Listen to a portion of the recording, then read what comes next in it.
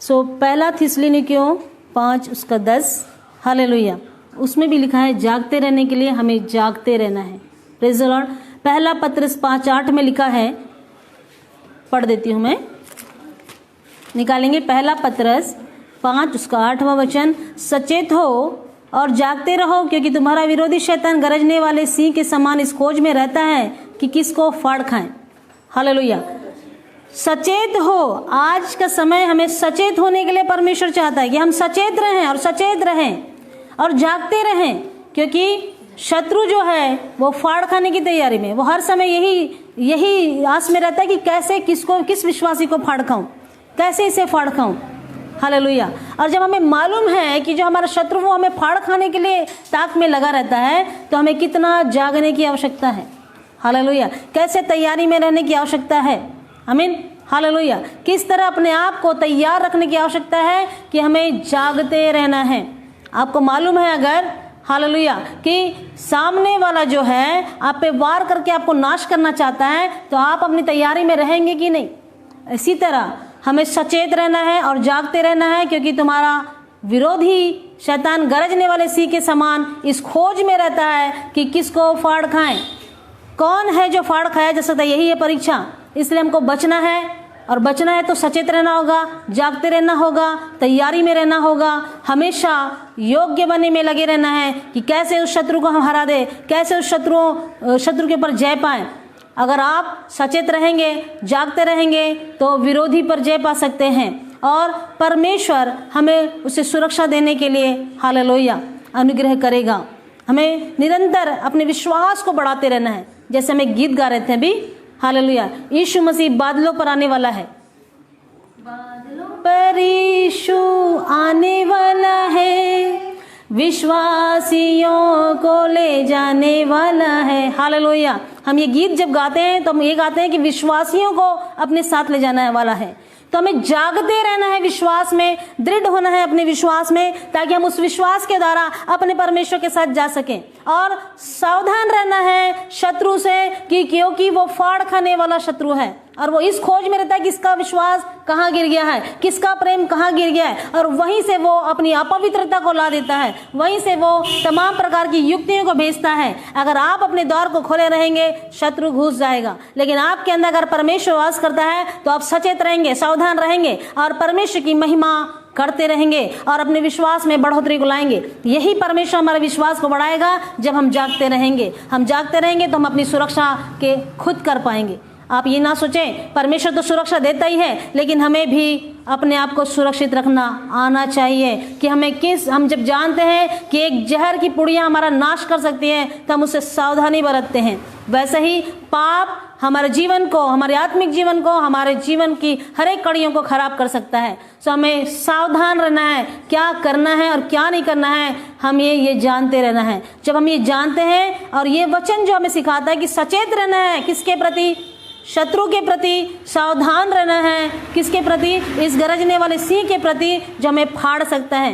तो प्रियो, हमको जागते रहना है और अपने आप को तैयार करना है कि परमेश्वर यीशु मसीह आगमन पर है और हम कहीं भी चूक ना जाएं। इसलिए जागते रहिए, निरंतर प्रभु में बने रहिए, और निश्चित परमेश्वर अपने अद्भुत कामों को आपके और मेरे जीवन से पूरा करेगा। हालेलुया। इफिसियों 6:18 लिखता है, इसलिए जागते रहो कि सब पवित्र लोगों के लिए लगातार विनती किया करो। क्या आप पवित्र लोगों के लिए विनती कर रहे हैं? क्या आप जाग रहे हैं? क्या प्रत्येक सेवकों के लिए आप प्रार्थना करते हैं? क्या विश्व रूपी कलीसिया के लिए आप प्रार्थना करते हैं? क्या यीशु मसीह के आगमन के लिए आप प्रार्थना करते हैं? हालेलुया। और जब ये प्रार्थना कर रहे हैं तो आप जाग रहे हैं। आमीन। पहला कुरिन्थियों 16:13 कहता है, विश्वास में स्थिर हो, पुरुषार्थ करो, बलवंत हो, और जो कुछ करते हो उसमें बलवंत होते जाओ। हमें बलवंत होते जाना है, हर चीज में हमें विश्वास में बलवंत होना है, प्रेम में बलवंत होना है, भलाई में बलवंत होना है, देने में बलवंत होना है, अपने जीवन को परमेश्वर को देने के लिए बलवंत होना है। और किसी भी परिस्थितियों में आप डिग ना जाओ, गिर ना जाओ, ऐसे अपने आप को तैयार रखना है। ऐसे अपने आप को जागते रहने में परमेश्वर को, हालेलुया, प्रकट करना है। और प्रेरित की किताब में लिखा है, हालेलुया, उसका 20वां अध्याय 31 यानी 31वें वचन में लिखा है, चेतावनी देने में, पौल जो था चेतावनी देने में लगा रहता था।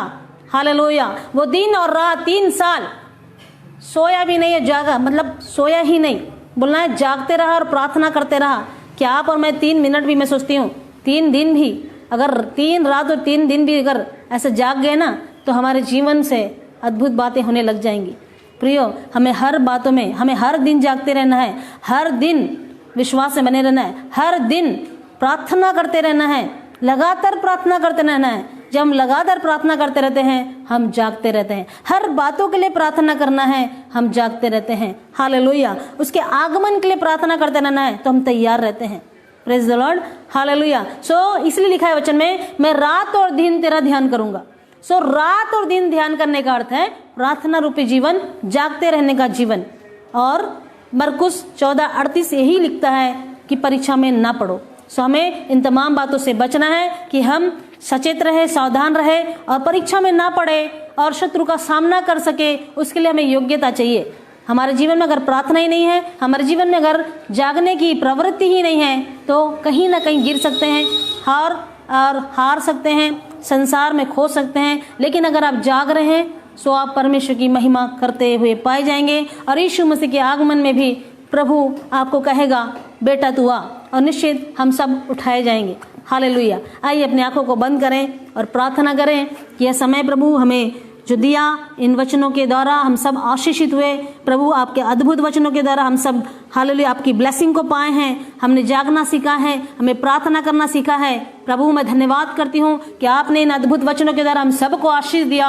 30 गुना, 60 गुना, 100 गुना फल लाने के लिए प्रार्थना करती प्रभु जी कि हर एक जीवन 30, 60 और 100 गुना फल लाने वाला हो जाए। पिता, हमारे जीवन में जागते रहने की सामर्थ्य को दीजिए, प्रार्थना करने की सामर्थ्य को दीजिए। आप हमारे जीवन में प्रभु जी बहुत आयास से प्यारे परमेश्वर बने रहें और होने दीजिए पिता, हम आपको पहने रहें कि यीशु मसीह ही हमारा वस्त्र हो, ताकि हम पवित्र जीवन जीते हुए परमेश्वर को भाते रहें, परमेश्वर की महिमा करते रहें, परमेश्वर के राज्य की बढ़ोतरी का कारण बने। महान परमेश्वर पिता, इन अद्भुत बातों के लिए पिताजी हमें जागते रहने के लिए हाँ सहायता कीजिए, ताकि हम तेरे आगमन में योग्य बने रहें। हमारे मन मस्तिष्क में हमेशा ये बना रहे कि तेरा आगमन निकट है और तू आने वाला है, इसलिए हम तैयार रहे प्रभु, हम जागते रहे, क्योंकि तूने कहा जब तक मैं आऊं तुम हालेलुया ठहरे रहो और प्रार्थना करते रहो। प्रभु यीशु मसीह के नाम से हर एक जीवन के लिए प्रार्थना करती पिताजी, जो सुनते हैं, जो परमेश्वर पे विश्वास करते हैं, यीशु के नाम में वो आशीषित हो जाए। और जो पिताजी विश्वास नहीं भी करते हैं और आज वो यीशु मसीह को ग्रहण करते हैं, यीशु मसीह के नाम से वो भी ब्लेस हो जाए, अनुग्रह उनके ऊपर छा जाए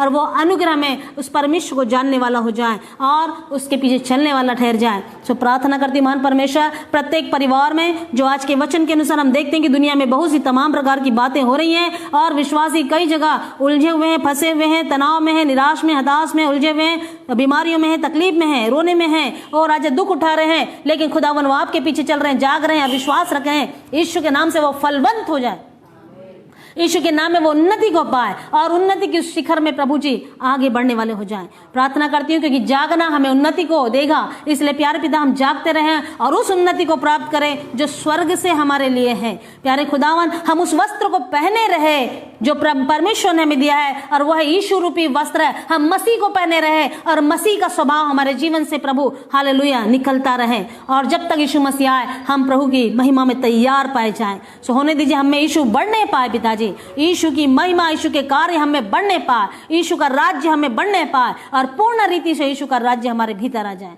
प्रार्थना करती हूँ हर एक परिवारों को आशीष दीजिए। हर एक परिवार में जहां भी प्रभु सो रहे हैं लोग या ऊँघ रहे हैं, ऐसी परिस्थितियों को यीशु के नाम से दूर कीजिए पिताजी। हम उन भाई बहनों के लिए प्रार्थना करते हैं स्वामी जो सो रहे हैं, यीशु के नाम में वो जागने पाए, आत्मा की सामर्थ्य उन पर उतरे और वो गवाह बन जाए। और जो प्रभु इन पीड़ाओं में भी, अपने संघर्ष में भी आपको स्मरण करते हुए सो नहीं रहे लेकिन जागते हुए प्रार्थना कर रहे हैं, यीशु के नाम से उठ खड़े हो जाएं, उनके जीवन में परमेश्वर की अद्भुत गवाही आ जाए और वो परमेश्वर की महिमा से भर जाए।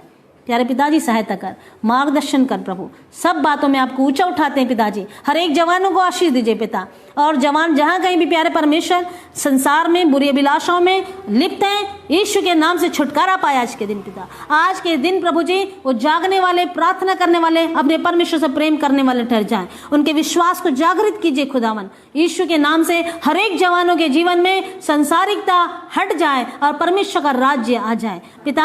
आज विश्वास रूपी बीज उनका फलने फूलने पाए। प्रार्थना करती हूँ पिताजी, जिनकी जो नीड से आवश्यकता है, जरूरत है, स्वर्गीय भंडार से उनको पूरा कीजिए। और महान परमेश्वर सारी तमाम छोटी कलीसियाओं को आशीष दीजिए पिता। जितने भाई बहन सेवा करते हैं पिताजी, हालेलुया, उन सबको सुरक्षा प्रदान कीजिए और होने दीजिए वो जागते रहे, प्रार्थना करते रहे, ताकि आप में वो नया फल ला सके। मेरे महान परमेश्वर पिता, इन सब बातों में हर एक को उठाइए और विशेषतः प्रार्थना करते हैं कोरोना वायरस से हर एक को आजाद कीजिए, छुटकारा दीजिए हमारे देश को, हमारे शहर को, हमारे लोगों को, साथ ही विश्व रूपी कलीसिया को, पूरे विश्व को इस वायरस से छुटकारा दीजिए पिताजी। और आने वाले समय के लिए हर एक जागने वाले को तैयार करें, हर एक जागने वाले को तैयार करें। और जो लोग प्रार्थना करते हैं पिताजी, होने दीजिए इस वायरस के खत्म होने के लिए, हाँ पिता, इसके लिए पिता उपाय के लिए पिताजी वो प्रार्थना करने पाए, वो हारने ना पाए, थकने ना पाए, सोने ना पाए। मेरे महान परमेश्वर पिता आपके साथ बने रहने पाए, आपके साथ मजबूती के साथ खड़े रहने वाले हो जाए, स्थिर होने वाले हो जाए और परमेश्वर की महिमा में वो ऊंचे उठाए जाए। धन्यवाद करती हूँ फिर से एक बार, सारी महिमा आपको देती हूँ प्रभु यीशु मसीह के नाम में मांगती हूँ, सुन और दया कर। आमीन, फिर आमीन। सभी को जय मसीह की। Praise the Lord.